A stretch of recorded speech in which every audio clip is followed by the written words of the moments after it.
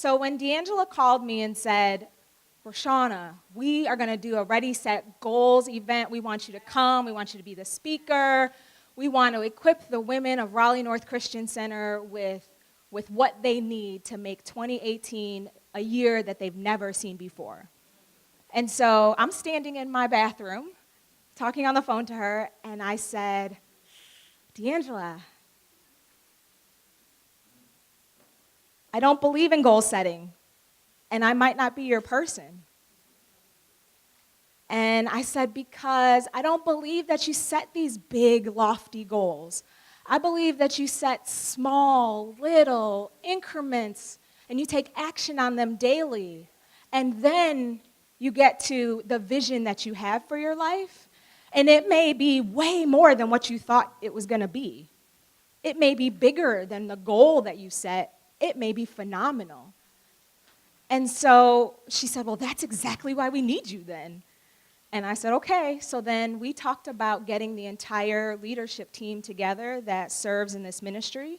And we had a call on a Sunday, and then they came out on a Tuesday night to meet with me, to go over their current boards, to be able to walk through this thought process for themselves. Because true leadership is such that you can only lead people somewhere you're willing to go.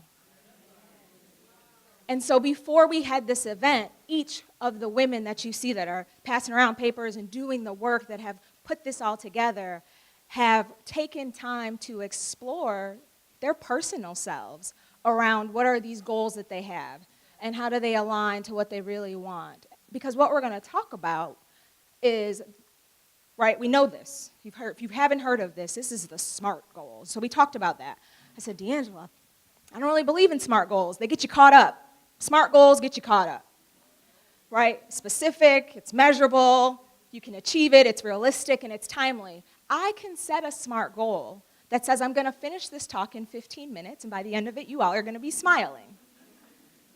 But if I haven't said anything that changes the actions that you then go out and live your life in, then it hasn't been successful, because that's my definition of success as a speaker. Not just to spend the time, but to make the time meaningful. So that's what we're going to do.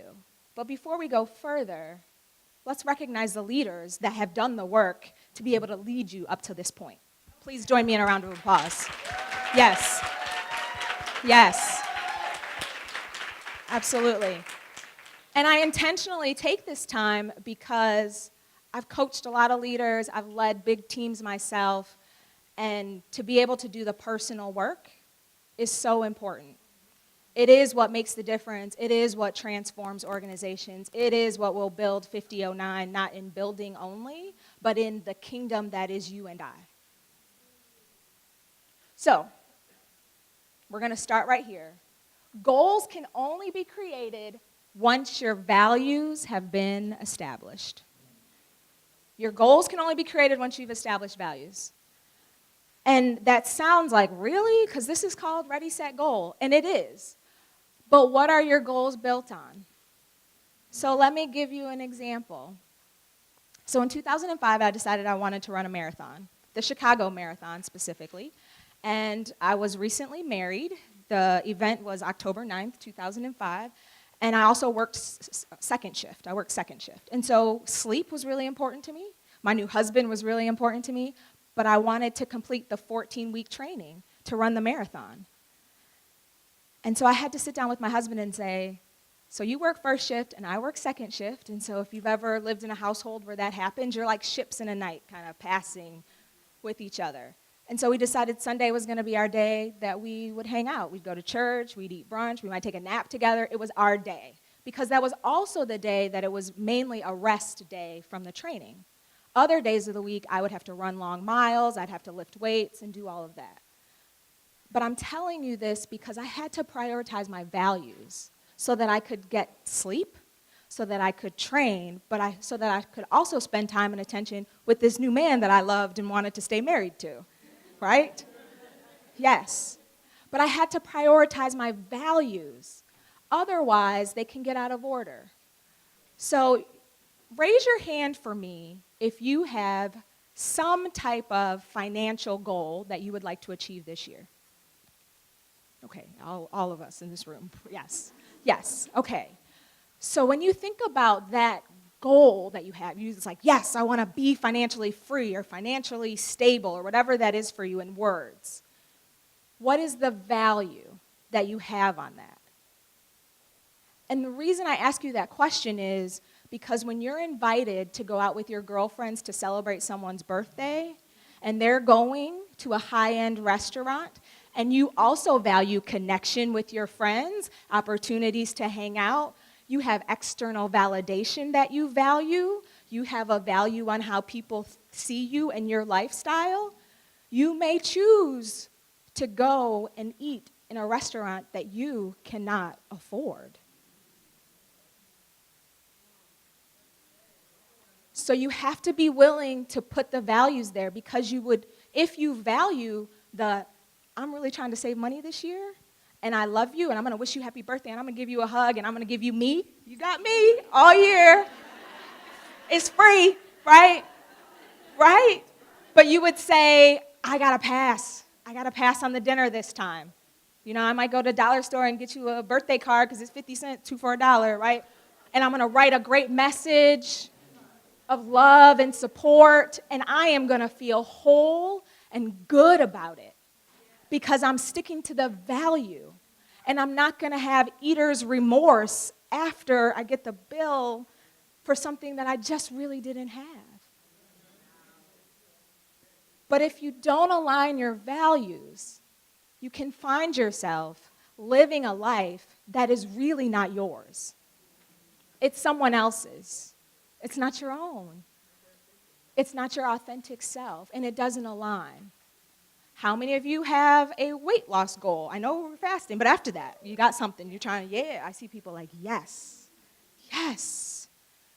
How many of you enjoy your sleep? Yes. How many of you work a full-time job? Yes. Balancing when you're going to work out matters. And having a vision about it and taking control of it is so important. Because at the end of the day, if you've worked a full day, it's stressful. If you've got children or other things, you might be in a position where working out doesn't happen. Especially if you're trying to do it in the evenings and you've got kids, they've got activities, they've got homework, all of that. So you have to decide, well, what do I really value? I might not. So if I've got a health goal, I've got a sleep goal, I've got a family goal, I've got a church obligation goal, right? I've got all these things. How do I prioritize what matters most? We're constantly battling the values, but we live out our values. We live them. So the question for you is, what do you value in 2018? That's what goes on your board. That's what goes on your board. And we spent time as a group really talking about that and looking at pictures of some of the boards. Does anyone here have a desire to own a home this year? Maybe first-time home buyers. I see some. Yeah, or get a different house. Yes. So you may be tempted to put on your board the house of your dreams. Yes? You've got pictures in your mind. Is it a 3-bedroom? Is it a 4-bedroom? How many bathrooms? Don't get too many. You got to clean them, right? Right? I mean, it sounds good when you have 3 bathrooms until you got to clean 3 toilets every week. Like, whoo. Right. And boys that spray. Yes. So they do. They do. Cheerios help with that if you have little ones. But the reason I say that is because when we were having these conversations, the question I asked is, after you get the house, are you prepared to sustain it? To live in it, to maintain it? And where do you want life to happen? Because sometimes we get caught up in the big house, the size of the house, and we forget the mortgage that comes with it. And then we become house broke, and we can't travel and do all the other things that might be on the board. So you may have a board with the house, but you also have a board with a cruise or a board with a vacation. But you've bought the house, check. I achieved the goal, I guess, but my values weren't aligned. And so then I ended up living this life that is closing me in or making me feel stuck instead of opening me up to really create the life that I want. That's why we're having this talk.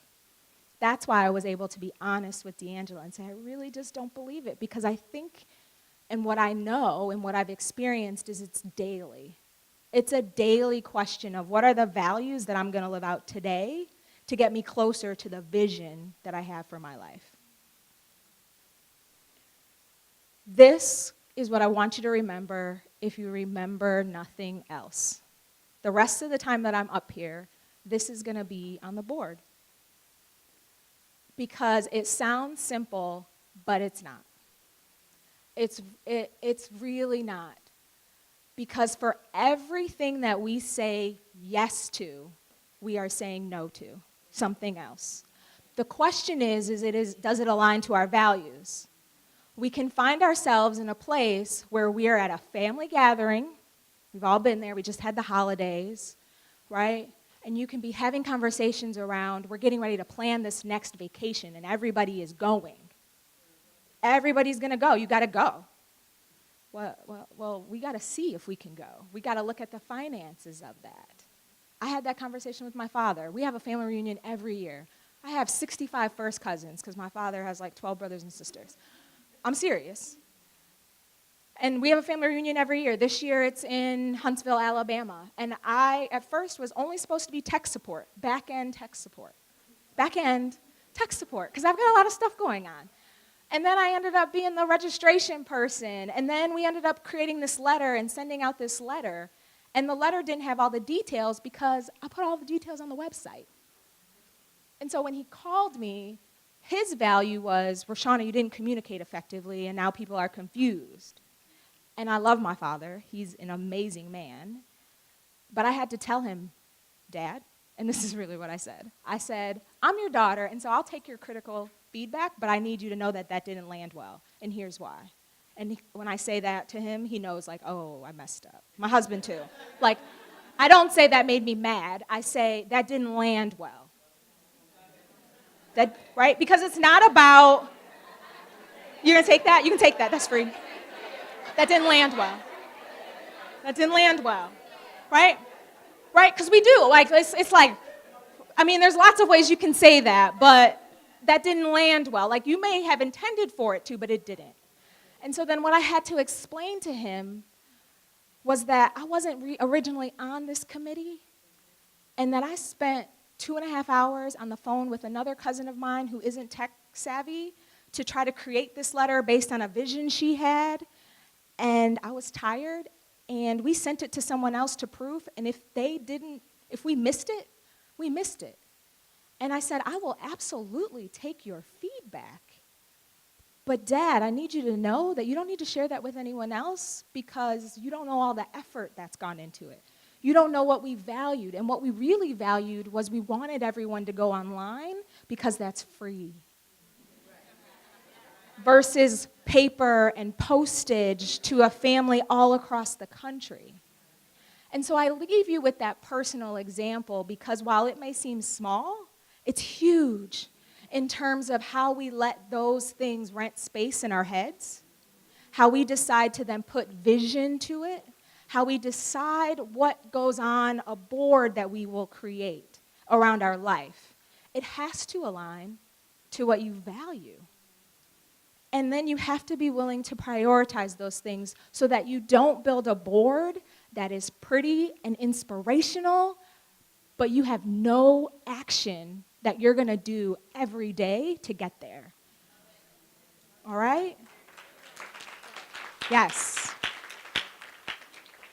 So that was a quick 15 minutes, right? And I timed it. So I do want to thank you for your time and your attention. We do have some think sheets for you if you want to. Before you build your board, think about what do I value? Ask yourselves, I put some questions, these are coaching questions. What do you want in your life? What do you need out of your life in order to achieve the goals you've set?